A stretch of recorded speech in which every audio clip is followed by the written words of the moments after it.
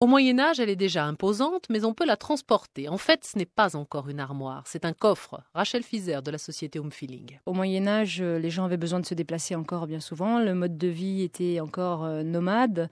Petit à petit, les gens sont devenus sédentaires. Donc, on a pu passer à un meuble qui restait en place, qui pouvait prendre de l'importance. Notamment, on la retrouvait dans la plus belle chambre. Seule la maîtresse de maison en avait les clés. Et il y a toute une symbolique autour de l'armoire. Toute une symbolique autour du mariage et du trousseau des jeunes filles avec un véritable cérémonial, notamment dans les campagnes normandes. Les parents allaient à la naissance de leur enfant chercher près de chez eux généralement un chêne ou un merisier ou un sapin lorsque les familles étaient un peu moins aisées.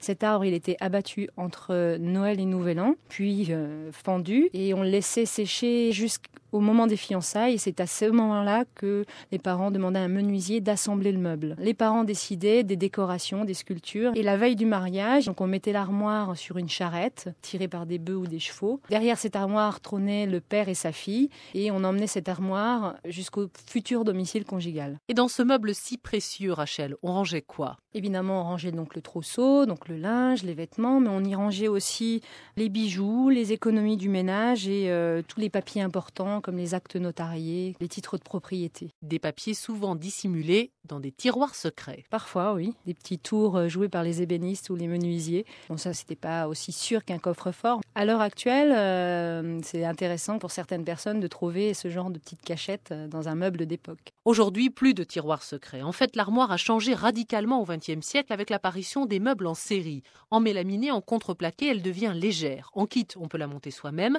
Parfois, elle est remplacée par des placards dans lesquels on fixe des étagères. Et voilà, le dressing est né. Gain de place et rangement selon vos besoins. Si on a besoin de plus ou moins de planderie, mettre plus ou moins de tringles, on peut mettre plus ou moins d'étagères. On a des tiroirs, des casiers, des rangements pour les chaussures, des rangements pour les bijoux. Après, si on ne veut pas que ça reste ouvert, on peut le fermer avec des portes pivotantes, des portes battantes, des portes coulissantes. On en trouve en verre laqué, en miroir, même avec des imitations de cuir. Et il existe même des casiers à chaussettes. Là, c'est peut-être un peu trop, Rachel. Non, quand on aime bien l'ordre, ça peut permettre de ranger ses chaussettes par catégorie, par couleur. Il y a des gens qui aiment bien, quand ils sont pas trop réveillés le matin, trouver rapidement la paire de chaussettes qui correspond à un pantalon. Idéal dans une maison comme dans un studio, le dressing s'adapte à l'espace disponible. Pratique, il se casse quasiment dans tous les styles de logement et relègue ainsi les grandes armoires dans les intérieurs rustiques ou champêtres. Mais le charme de l'armoire nous manque.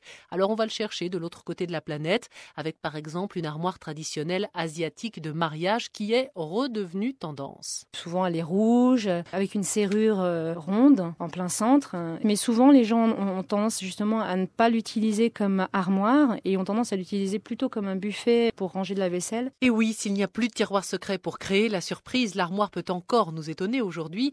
Elle a effectivement la capacité de se transformer avec un minimum de bricolage. On peut effectivement la peindre, la patiner aussi si on le souhaite, la tapisser avec un papier peint à motif et on peut la transformer en vaisselier par exemple dans le séjour ou dans la cuisine. On peut aussi, si on veut qu'elle soit un petit peu moins lourde visuellement, soit enlever les portes, soit ajourer les portes et remplacer ce que l'on a enlevé par du grillage à poules. L'armoire devient aussi bibliothèque ou bureau avec quelques coups de pinceau et de marteau. Faut-il pour autant tout se permettre avec une armoire, Rachel ? Si on est face à une belle armoire d'époque ou alors une armoire que l'on a reçue en héritage, là, ce serait quand même un sacrilège de prendre ses pinceaux, de la customiser entièrement.